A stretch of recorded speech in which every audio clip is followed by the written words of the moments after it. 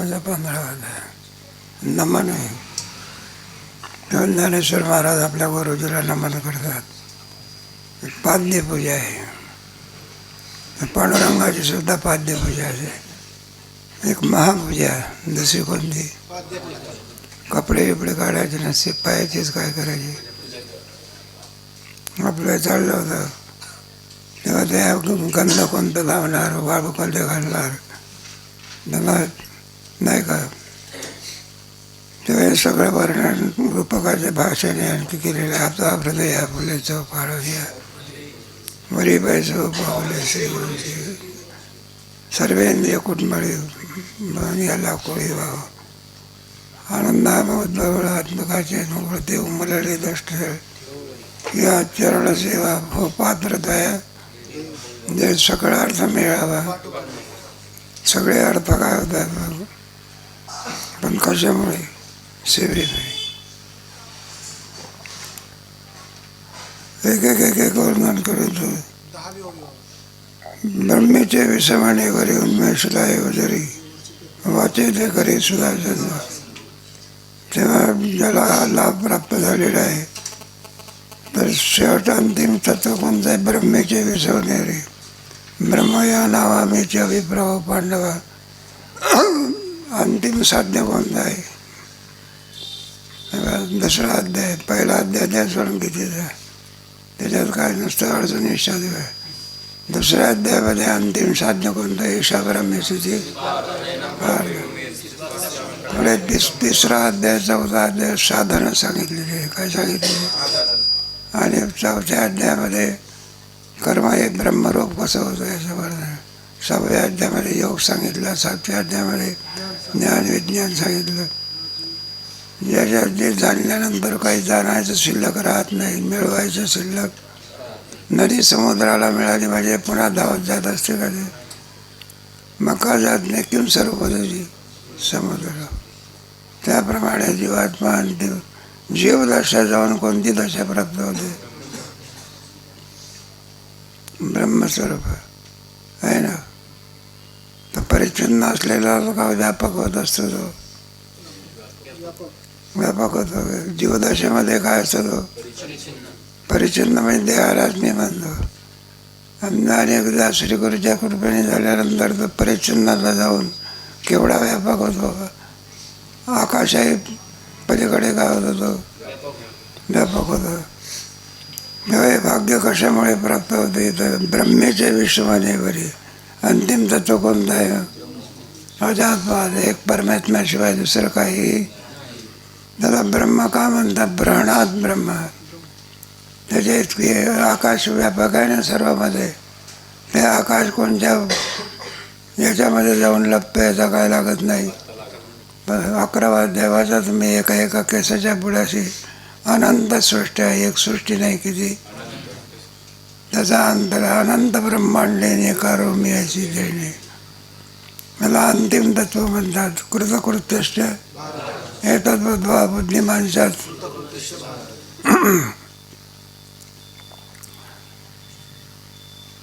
उन्मेषला येऊ जरी म्हणजे ज्ञान. उन्मेष म्हणजे ज्ञान. ही स्थिती आपल्याला प्राप्त करून देते. मग ही स्थिती ज्याला प्राप्त झालेली आहे, ज्याच्या वाणीमध्ये सगळं अमृत भरलेलं असते, तो का सहज बोले वाणी. आणि त्या घरी वेदांत आहे. अभ्यास करावा लागत असतो का तिथे? उपजताचे ज्ञान आहे. बरोबर. आपल्याला तो गोकून जरी काही नाही. आज गोकतो उद्या विसरतो. पुन्हा गोकतो पुन्हा विसरतो. आणि पुन्हा काही नाही. जसं त्याला आवृत्ती द्यावी लागते सारखे. एक आता ज्ञानेश्वरी पाठ करणारी पोरं असतात ना, त्याला विसर पडण्याची भीती असते. सारखे काय द्यावं लागते. मग गाथा पाठ केल्यानंतर नाही तर काय, गाथा पाठ नाही केल्यावर आवृत्ती देतो.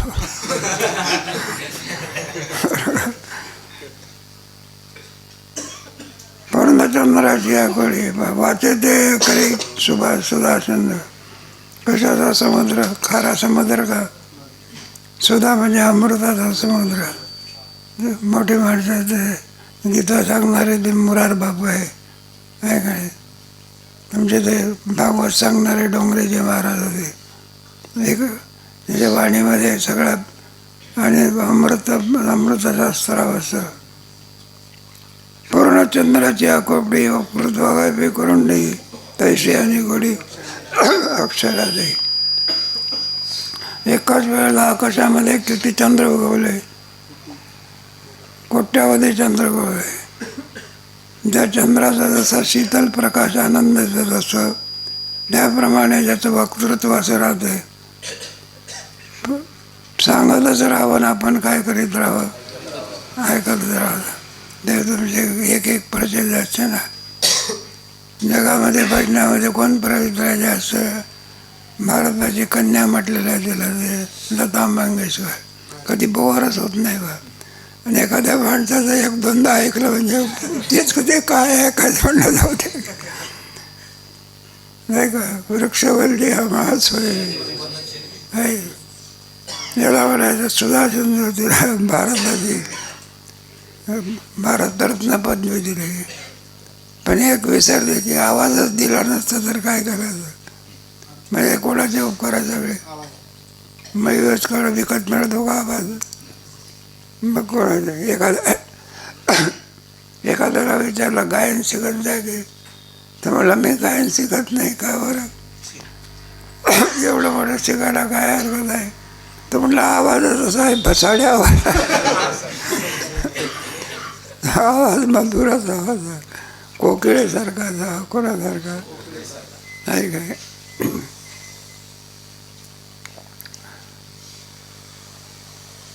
सूर्य या दृष्टीने प्राची जगावर आणि उदय प्रकाशाची. सूर्य पूर्ववृत्ते, पूर्व दिशेला का उदयाला आला म्हणजे सगळ्या ब्रह्मांडामध्ये काय होत असतो प्रकाश. सगळ्या ब्रह्मांडामध्ये प्रकाश देण्याची शक्ती कोणाच्या प्रकाशात आहे? सूर्याच्या. आणि तैसी ज्ञान वाचा ज्ञानाची सोय. ज्ञानेश्वर महाराज गीतेवरती काय सांगतात? ज्ञानेश्वरी निवासाला कुठे आता खांबाला टिकून टाकली. तिथं खांबाला काय बांधलेलं आहे? मग ते काढल्यानंतर रात्री अभ्यास करतात, दिवसात सांगायला येत असतात का? ते काय आपण हो का रात्री अभ्यास केला तरी दिवसात सकाळच्या वरी आठवत नाही. कारण म्हटलं बाबा अरे काही पेपर चांगला लिहिला नाही, तो रात्रभर जागलो म्हणले बुवा काय विचार नका, सगळं पाठ करून कर. शेवटी परीक्षेच्या वेळेला आठवत ना. ही आपली भानगड आहे. त्याची मोठ्यांनी असते का ती सरस्वतीच कोणाच्या मुखावर येऊन बसले असं आहे. ज्याचं पूर्वपुण्य असतं ना मग काय फायदा आहे. म्हणून गावाच्या सुद्धा मुखावरती कोण बसली. आणि नाथ महाराजांच्याही पेक्षा आणखी सुरस रामायण कोणी केलं बघ. ईश्वराची कृपा काय, संताची कृपा. म्हणून श्रोता या ज्ञानाची शिमगा करी का दिवाळी करी. शिमगा म्हणजे शिमग्याच्या दिवशी शिव्याच मग दिवाळी धन्य आधी दिन झाला सोनी याचा आणि फिकरी हे वाचा. नाथ भरम को जय काही बोलले तैसे न सजे. ऐसा बोल दे की जय जने दैवे. त्याच्या आणखी मुखी अमृताची वाणी देव देवाची गाणी. शब्द जैसे कल्लोळ अमृताचे. नाद ब्रह्म कुठे नाद ब्रह्म असतं ना, गायनशाळा वादनशाळा असतात त्याचं नावच असते बघ नाद ब्रह्म. कारण त्याच्यामध्ये माणसाला आनंद दुःख विसरून आनंद देण्याची शक्ती वाणीमध्ये आहे. म्हणजे जी वाणी आहे ना ही फक्त परमेश्वराने मनुष्य देहातच दिलेली आहे, इतर देहामध्ये नाही. एखादा कुत्रं जरी आपण भागवताला श्रीमंत माणसं असतात ना भागवताला, ते कुत्रं मालकाला सोडत नाही बघा, किती हाकलला तरी काय होते. मग तेव्हा ते मालक हे ऐकायला बसतं भागवत, आणि कुत्रही बसत असते.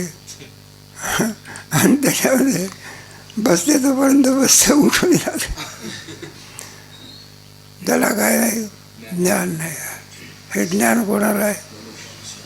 म्हणून सांग अवयवाने सिद्ध शरीर जर कोणतं असेल तर ते म्हणून नरदेह मग दुर्लभ आहे का रे मनुष्यत्व असं म्हटलेलं आहे. नाथ ब्रह्म को जे कैवल्य तैसे न सजे, ऐसा बोल दे की जे जेणे देवे. म्हणायचं ऐकतच राहावं असं वाटत असतं माणसाला. पूर्णत्व होच नाही असं चित्तामध्ये येत असतं. श्रवण सुखाच्या मांडवी निशुभोगी माधवी, आणि तशी सासूने बरवी वाचावली. वाणीमध्ये त्याला वसंत ऋतूचा दृष्टांत देऊन सिद्धांत झालेला आहे. झाड आहे पण त्याला फळं फुलं येण्याकरता पुण्याची आवश्यकता असते. वसंत ऋतू आला पाहिजे. त्याप्रमाणे गुरुजी म्हणजे कोण आहे? वसंत.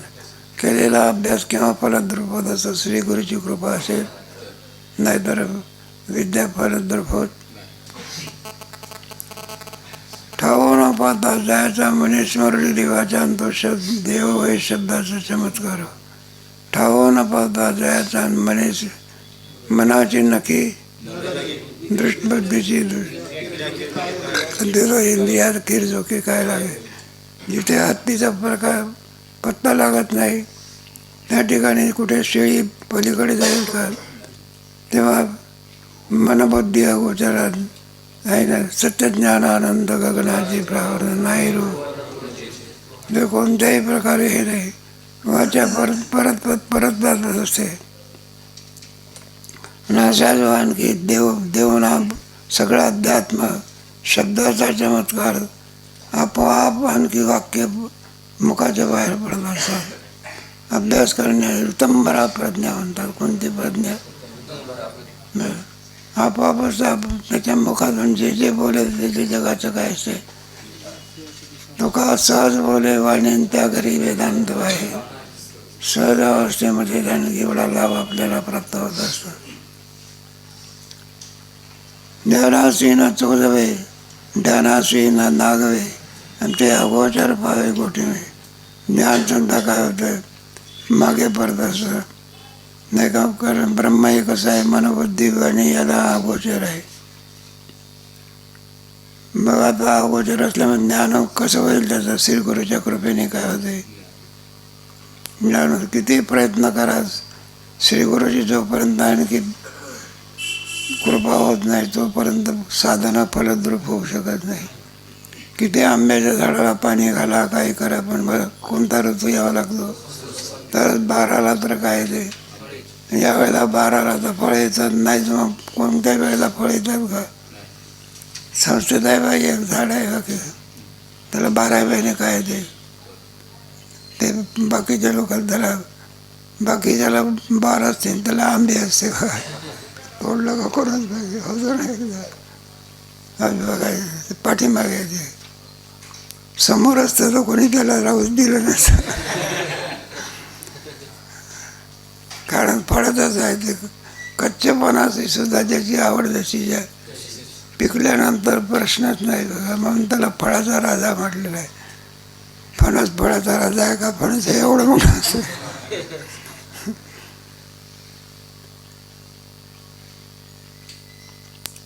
म्हणून अगोचर पावे गोटी माझी.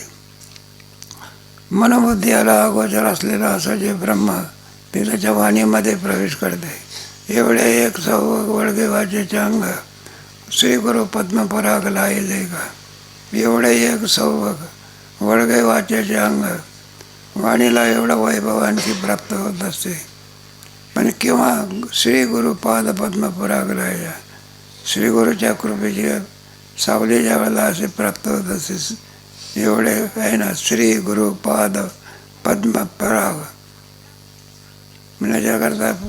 नाही तर जीवनामध्ये काय असते परमार्थ म्हटल्यानंतर केवळ एकट्याचा परमार्थ नाही, त्याच्यावर एकाची काय असावं लागते कृपा असावी लागते. आणि त्याच्यात मुख्य कृपा कोणाची? शरीराची सुद्धा काय लागते. शरीर माध्यम करू धर्म साधना. शरीराचे सावयव नसेल तर काय उपयोग आहे त्याचा? आनंद लुटता येत नाही. आंधळ्या माणसाला ज्ञानेश्वरी वाचता येत. म्हणून डोळ्याची सुद्धा काय मानावं लागेल. त्या डोळ्यामध्ये जर काही विकृती झाली तर सुद्धा डोळे असूनही काय होत नाही. म्हणून इंद्रियाची सुद्धा आपल्या देवता आहे बघा बरं का. डोळ्याची देवता सूर्य आहे. या देवतेची आदिदैव आदि अध्यात्म आदि यज्ञ त्रिपुटी असावे लागते. तर हे होतं ही त्रिपुटी आपल्या सुषुप्त अवस्थेत मावळते. पण डोळे असूनही दिसत नाही, कान असूनही ऐकू येत नाही. सगळ्या इंद्रियाचा व्यवहार ठप्प होत असतो कोणत्या ह्याच्यामध्ये.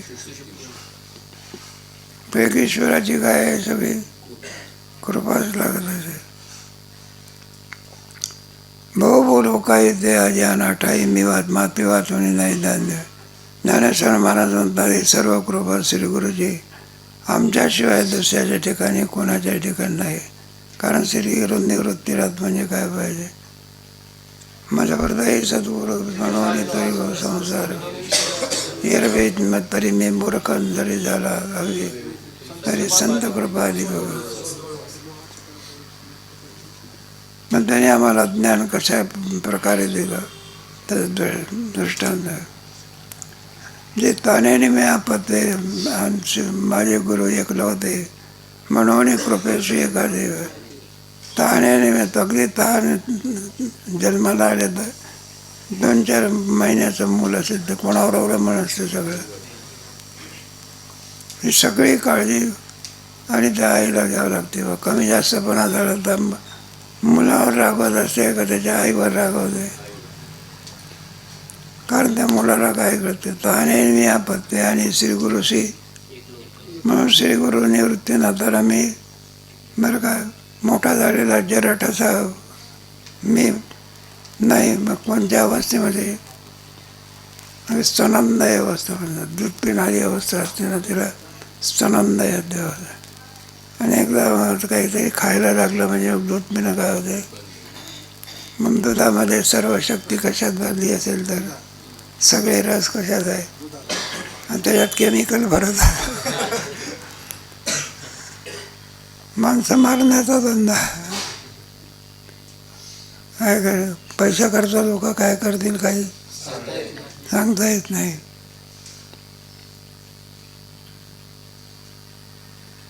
एक एक एक एक दृष्टांत सिद्धांत कशाप्रमाणे एक दृष्टांत दिला आहे बघा.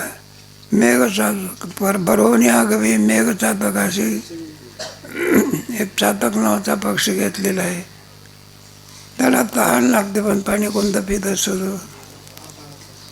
विहिरीतलं का असते समुद्रातलं काय आणखी कुठं नदीतलं पितो का कुठलं पितलं तो वरून पाणी पुढे. आणि एका झाडावरती बसलेला होता. खूप तहान लागली ती चातकाला आणि त्या तहाण्याच्यामुळे तो ग्लानी आली.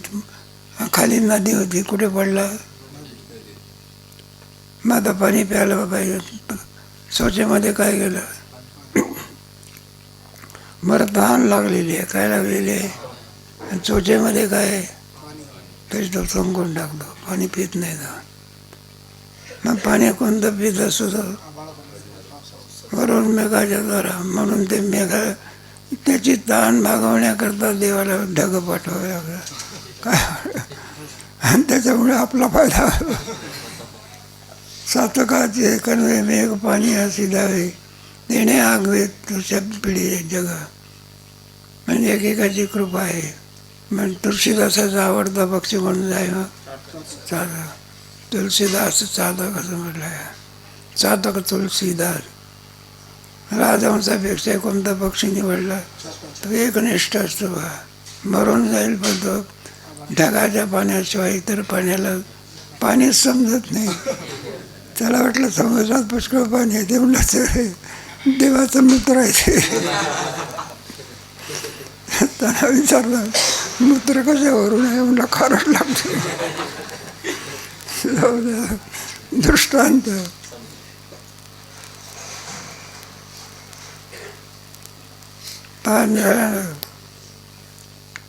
म्हणून रिकामे तोंड करू गेले बडबडतो गीतायचे गोड आतुर आले. आमच्या आणखी मुखामध्ये अमृतासारखा वर्षावत करण्याची शक्ती कुणामुळे आली. श्रीगुरूच्या कृपेमुळे आम्हाला हे सर्व काय झालेलं आहे. होय अदृष्ट अपयते ते वाळूचे रत्न पुरते आणि उजवा आयुष्य ते मारते लोकरी. जर प्रारब्धाची साथ असेल तर वाळूचं सुद्धा काय होते. एका माणसाला खूप भुकेने तडफडलं झालं 2-3 दशमीला एक भक्त नाही, दशमीलाही एकादशी नाही, एकादशीलाही द्वादशीलाही एकादशी. मग त्याने काय केलं, कंटाळून गेलं बघा. मग पातेला ठेवलं, काय ठेवलं, खालून लावला जाळ, आणि त्याच्यात बारीक बारीक वाळू असते ना, तांदूळ मारून वाळत घातली. आणि त्याचं प्रारब्ध जोरावर दिसल्यामुळे त्या वाळूचे काय झाला, भात झाला बघा. प्रारब्ध बरोबर, प्रारब्धाशिवाय कधी सुटत नसते. खरं काही नाही, कफल्ल कसं असं लागतं. पण आई मामाकडून आणि आईकडे आणखी आलेली इस्टेट, एक 5 एकर जरी शेत आलं तर किती रुपये, कोट्यावधी रुपयाचे. 50 रुपये गुंठा, 50 रुपये नाही,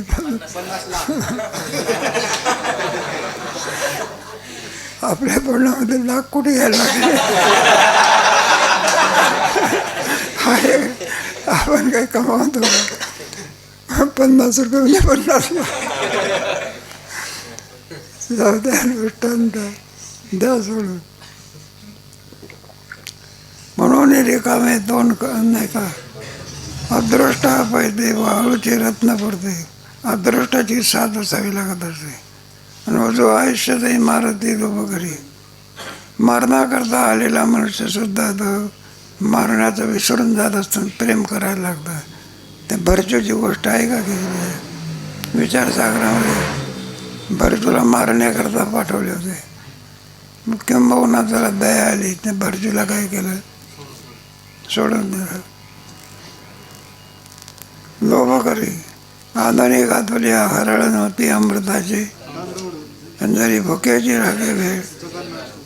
परमेश्वराच्या मनामध्ये असल्यानंतर काय पाहायचं मग, ज्याचा सखा हरीन त्यावर विश्वत कृपा करी. त्यापरी से गुरून करती जाई, केला अंगीकार तुका म्हणे. माग शुद्ध दशमी पाहून. लग्न म्हणजे काय, आतापर्यंत भेद होता, काय होता, वधू आणि वर याच्यात काय आहे. आणि एकदा शुभमंगलम सांग म्हणजे तिचा याने काय केलं मग अंगीकार. नदीचा समुद्र काय करतो, तसे श्री गुरु शिष्याचा काय करतात. जे करते ते अंगीकार होतं, होऊन टाके संसार मोक्ष आहे. पाय पा काही नारायण त्या पांडवाचे गुणे, आणि विजयचे ना पुराणे विश्वास. वास्तविक नाही का, सगळ्या वनी वाय त्यांच्या वेळी एका बाईला कुठे 5 यजमान असतात काय. मग द्रौपदीला किती यजमान आहे, काय करे धर्मशास्त्रात असते काय. पण देवाने काय केलं आहे, अंगीकार याचा केला, अनन्याचे इथे अंगीकार केलेला. मग काय पाहिजे, एक किती जरी दुराचारी असला देवाने अंगीकार केला तर प्रश्नच नाही. ऐका पिचेत सुदुराचारो भजते माव, साधुरेव समंतव्य असे माव. म्हणून पांडवाला भगवंताने काय करून टाकलेलं आहे, विश्वानंद करून टाकलं. मागचं सगळं विसरून जावं लागतं. वाल्या कोळ्याचं काय, मागचं सगळं काय घ्यायचं. आणि जगाचा आद्य कवी केला, कोणता कवी, कोणी केला, नारदाने केला. नारदाची कृपा झाल्यानंतर मग काय केले, रामायण. तुम्हाला कल्पना केवढी योग्यता आहे. रामावतार व्हायचा तर रामायण लिहून ठेवलं. अकथित घटना अजून रामावतार झाला का, ते प्रसंग आला ना त्या रामायणामध्ये. ते प्रभू रामचंद्र कुठे निघाले, वनामध्ये. मग लक्ष्मणाने आग्रह केला, म्हणलं दादा मी तुमच्या बरोबर आहे. बरं म्हणायला लागले, काय हरकत नाही तुमच्या. सीतेने काय केलं, आग्रह केला, म्हणलं मी आल्याशिवाय शरीराबरोबर शरीराची काय असते, सावली असते. म्हणलं मग राज्य वेद्य काही नाही, पतिव्रते जायचा. मग तिलाही होकार दिला. पुढे लक्ष्मणाची मंडळी होती उर्मिला, ती म्हणायला लागली मी काय करते. म्हणजे भगवान प्रभू रामचंद्र त्याला आपल्या लक्ष्मणाने सगळं सांगितलं. म्हटलं दादा सीतेची सेवा आमची मंडळी करेल, तुमची सेवा पण करेल. बरं आहे म्हणलं, बाईला बाई, माणसाला चांगला आनंद आहे. ते प्रभू रामचंद्र म्हणाले, ते रामायण घेऊन या, काय घेऊन या. वाल्मिकाने काय लिहिलं आहे ते वाल्मिकाने काय लिहिलं होतं, तिघच मनामध्ये गेले, राम, लक्ष्मण आणि लक्ष्मण आग्रह करतो आमच्या मंडळी म्हणणं मुळीच नेता येणार नाही. राम बोलीला वाल्मी देवाला सुद्धा आपल्या वचनामध्ये बांधण्याची शक्ती कशामुळे, त्याला कृपा म्हणतात. मग कृपा झाल्यानंतर मग काय पाहायचा प्रश्नच नाही. हे एक एक एक एक दृष्टांत देऊन सिद्धांत कालच्या अभंगात होता ना, नाही का, तुम्ही कृपादान केले संधी.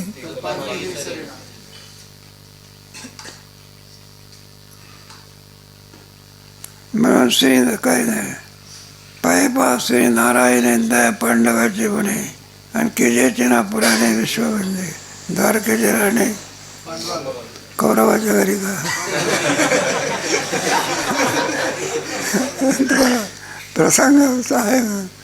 ते कौरव दुर्योधनाने खूप मोठे मोठे पक्वान आणले तेव्हा बियाण्यशिष्ट झाल्यानंतर एक एक एक एक स्पेशालिस्ट लांबून बोलावलं होतं. कोणी कशा, कोणी श्रीखंड करण्यात स्पेशालिस्ट, कोणी बासुंदी करण्यात, कोणी काय करण्यात, असे हे बोलवायला लागतं. तुम्हाला कल्पना नाही. माझा प्रसंग आला ना, शिष्टाई संपली. जेव्हा दुर्योधन म्हणाला आमच्याकडे काय करता, आता त्या आमंत्रणही घेतलं नाही बा कोणाचं, विदुराचं. तरी म्हटलं मी काय घेतलेलं आहे, आमंत्रण घेतलेलं आहे. दुर्योधन आग्रहाने बोलावतं तरी परमात्मा जात नाही. आमंत्रण नाही तरी विदुराच्या घरी गेल्याशिवाय.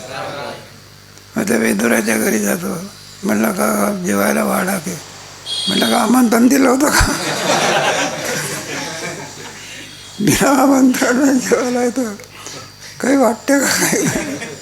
आणि काय आहे विदुरा घरच्या बक्षुरी घ्या बघा, नाही का. तुकोबाराच्या घरच्यानी काय होतं, त्या कण्यामध्ये काही प्रकार असतात बरं काय नाही. जय कन्या, जय जय कन्या आणि श्रीकन्या. श्रीकन्या म्हणजे कोणत्या, ज्या कन्या जिथंच थांबतात त्याला कोणत्या कन्या व्हायच्या. आणि जय कन्या म्हणजे या पदार्थापासून दुसऱ्या पदार्थाला भेटण्याकरता कोणत्या. आणि ज्या पानावर वाटल्यानंतर इंद्राणीला भेटत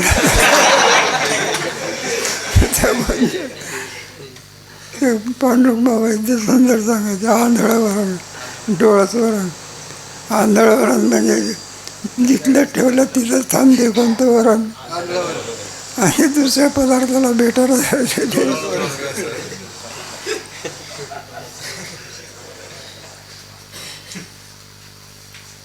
बरं. विश्ववंदे केलं की श्री काय निवृत्ती राजे अज्ञानपणे माझे आणि आणले ओझे ज्ञानाचे आहे. म्हणून श्रीगुरूने मी किम स्वरूप आहे, अज्ञानी मनुष्य आहे पण पंडित केलं, काय केलं आहे. श्रीगुरु कृपा झाल्यानंतर मग काय प्रश्न आहे.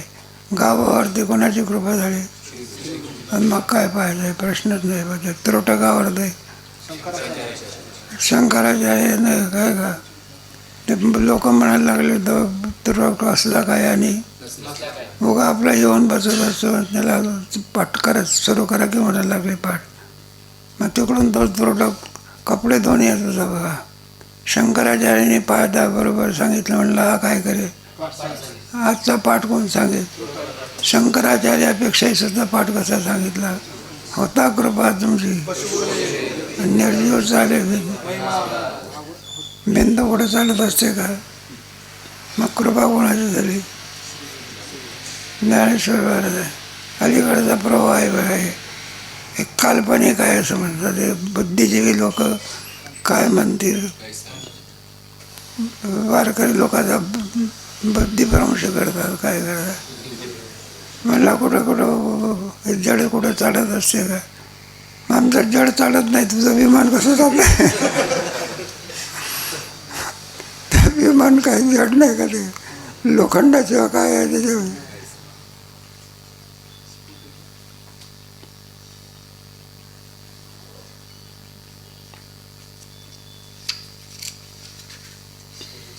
प्रिय असो. आता श्री गुरुचं वर्णन सांगितल्यानंतर प्रेम मिळत असे बोलत त्यांचं असलेलं प्रेम आपल्यालाही बोलावं लागत असतं. गुरु गौरवान्विता उन्मेष असं कोणतं ज्ञान आहे की जे ज्ञान आणखी श्री गुरुचं यथार्थ वर्णन करू शकेल? यथार्थ वर्णन करू शकत नाही. परमात्म्याचं सुद्धा काय, किती पाणी समुद्रामध्ये सांगता येते, अनिर्वाच्य म्हणत असतं त्यांना.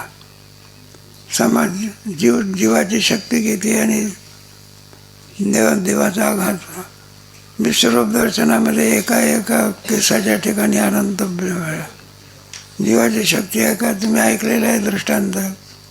त्या समुद्रामध्ये एक बेटकोळी आणि पुढे वाळवंटामध्ये दरीमध्ये बिळात कोण होतं? उंदराचं पिलू होतं बघा. ते उंदराचं पिलू बिळ्यातून बाहेर आलं आणि ते बेटकोळी तिचं पिलू समुद्रातून कुठं आलं. मग एकमेक संवाद करायला लागले. हो बरं का, वक्त्याच्या संवादामध्ये सगळे चालते. आणि ते उंदराचं पेलू त्या बेटकुळीच्या पुढे मला लागलं. म्हटलं का रे, समुद्रामध्ये राहता तुम्ही? समुद्र केवढा आहे? म्हणलं आम्हाला काही कळत नाही. समुद्र केवढा आहे? तो समुद्रात राहतो पण समुद्र आम्हाला कळत.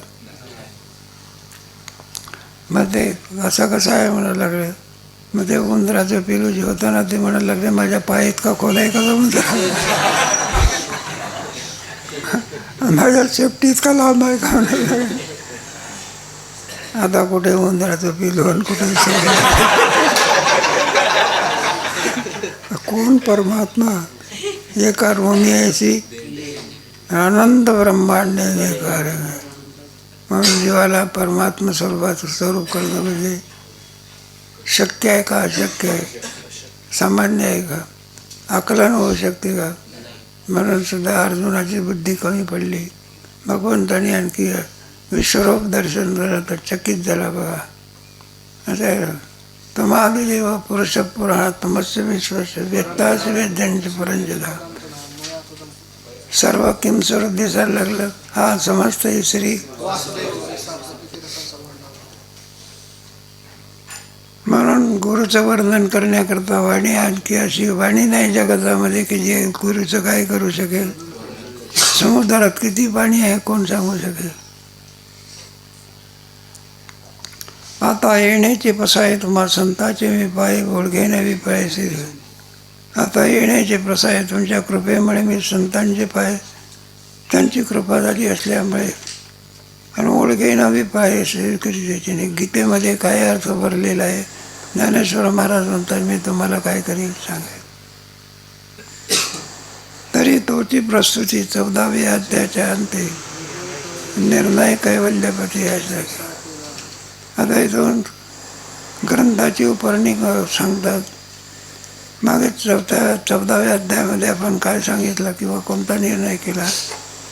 14व्या अध्यायाच्या अंती ब्रह्मणो ही प्रतिष्ठा अमृतस्य वयचे. शेवटचा श्लोक कोणता आहे? मांचयो व्यभिचारेण भक्तियोगे सगुणार्थैतान ब्रह्मणो ही. मला ब्रह्म म्हणजे काय? भगवान म्हणायला लागले दुसरं तिसरं कोण नसून कोण आहे? मीच ब्रह्म आहे. 14व्या अध्यायाच्या अंती निर्णय कैवल्यपती असा केला. भगवंताने कोणता आणखी निर्णय केला? जे ज्ञान दयाची हाती तो जे समर्थ आहे. मुक्ती पाहिजे का? मग त्याचं साधन कोणतं आहे? ज्ञानादेव तु कैवल्यम इति शास्त्रे तद्विद्ये प्रणिपातेन परिपाते. मग कोणतंही ज्ञान चालत असलं का ते कोणतं? विणा सर्वाश्रेष्ठ राजविद्या राजदेव. विणा ब्रह्मज्ञानाशिवाय जन्ममृत्यू संसाराची निवृत्ती होऊ शकत. ज्ञान पुष्कळ आहे की स्वयंपाक करणं, चहा कसा करावा हे सुद्धा काय. बाईला चहा कसा करावा ज्ञान पातेलं म्हणते ते असामान्य, ते असामान्य ज्ञान असावं. सर्वात श्रेष्ठ विद्या कोणती आहे?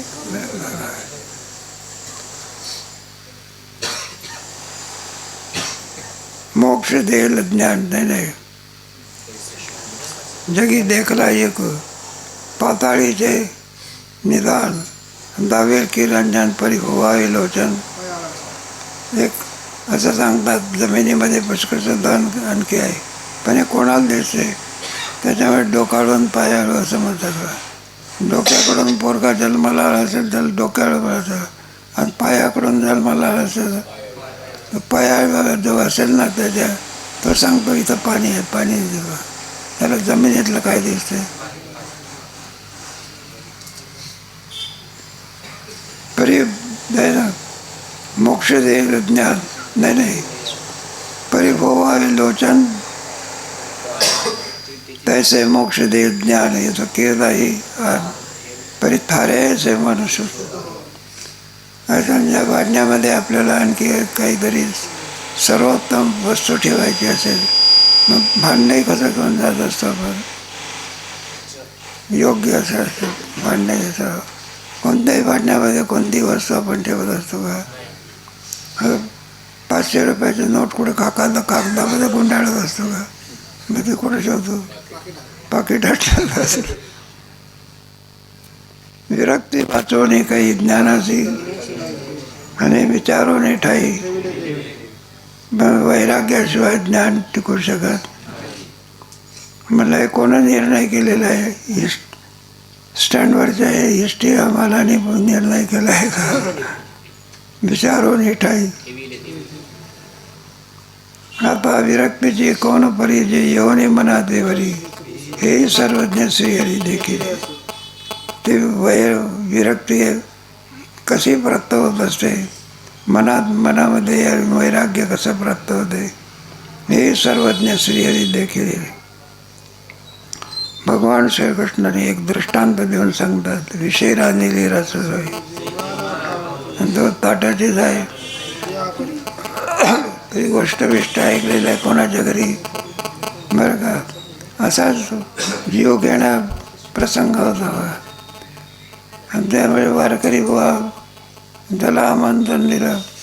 म्हणलं या वारकरी बुवा, म्हणलं कशाला भानगडीत पडतो? नाही म्हणायला लागले, याचा आग्रह करा. आणि मग ते वारकरी बुवा जेवायला, आणखी काही इतर माणसं जेवायला आले. जेवायला बसले. लाडूची पंगत. कशाची?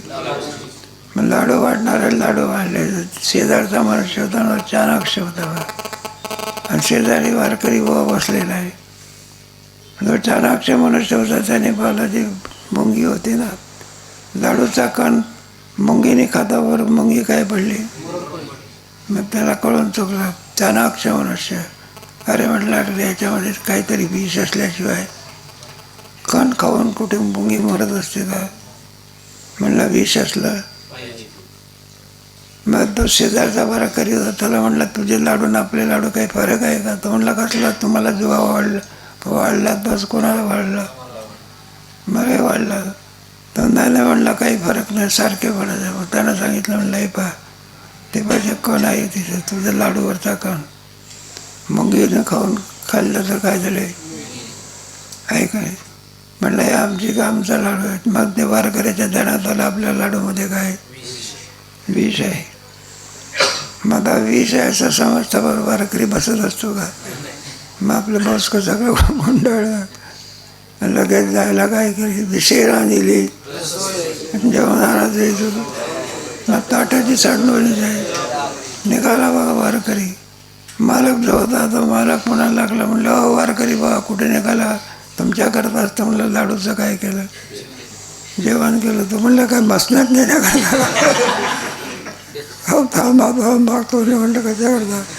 नुसतं जेवण नाही आमच्याकडे, तुम्हाला सगळं काय आहे, पोशाख आहे, सगळा फेटा काय पाहायचा. आणि तेवढा रकाम नाही बघत. म्हणजे नुसतं पोशाख नाही, मग काय 50,000ची अंगठी होती. त्या अंगठी काय प्रेताला घालायची. आणि तो वारकरी निघाला बरं का, पंढरपूर गाठलं. आणि देवाला सांगितलं, म्हणलं देवा वाचून आलो. विषय राहिलेले देवनाराज ठावे तेवी संसारा या समस्ता झालेले. मग वैराग्य दवडीला पंचदशी आली आहे बरं का. ते बाकीचं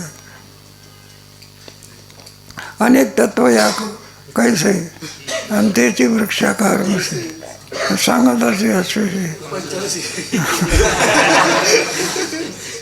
जोग महाराज आले आणि टिळकही आले. हा प्रसंगाचे तुझ्याची जोग महाराज आहे.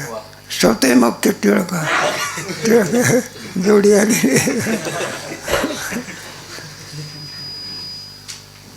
पडले एक होतं की बरं का, येरी मोहरा टाके ते वेगळे जायचे सुके. मोठं झाड असताना एकदा तोडून टाकल्यानंतर आपोआप पाण्यात बिण्यात सुकून जात असं वाढत असते बघा. त्याप्रमाणे याची ऐके परी रूपकाची कुसरीन साडी तसे भारी. आता आम्ही तुला जे काही ज्ञान सांगणार आहोत रूपकाच्या भाषेमध्ये सांगणार आहोत. म्हणलं फायदा कोणता आहे तर साडी तसे वारी. पंढरपूरची वारी का संसाराची? संसाराची वारी कोणची? पुनरपी धरणं ही वारी काय होते? देह नव्हे मी हे सरे नोरला ही वारी. म्हणून कोणती वारी चांगली? पंढरपूरची वारी. पंढरीचे वार करेन ते अधिकारी. करोणी संसार व्हावं स्वरूपी अंते ठावं. रोवावयात द्यावं 15व्या अध्यायातला विषय सांगतो. करोणी संसार. हा संसार जसा दिसतो तसा सत्य नसून तो कसा आहे, पण त्याच्याकरता ज्ञान सांगणार आहे. आणि म्हणलं मग संसार मिथ्या झाला. अनिष्टाची निवृत्ती इष्टाची. एका ग्रस्ताने कोणीतरी ग्रस्त श्रीमंत मनुष्य काय चाकणच्या घाटातून चालला म्हणा किंवा काही म्हणा. चोर लोकांनी ओळखलं. म्हणलं हा कोणता मनुष्य आहे? हा धनिक माणूस दिसतो. घाटामध्ये त्याला काय घेतलं साधा. आणि त्या चोराने त्याचे पैसे काय घेतले आणि त्याला एका झाडाला काय केलं बांधून ठेवलं. चोर काय झाले? त्रस्त माणसं आले. म्हणला मला सोडवा मला सोडवा मला सोडवा. त्या मग झाडाला बांधलेला होता त्याला सगळं काय केलं.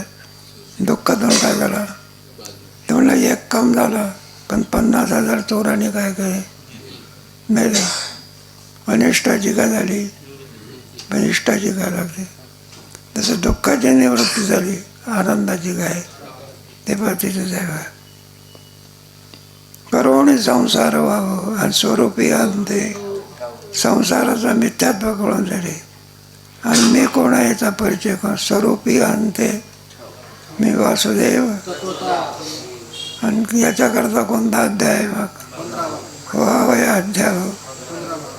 बरं का, सुंदरचा पुढे विचार आहे. आणखी क्रमाक्रमाने सांगणार आहे त्याचा विचार कधी करू.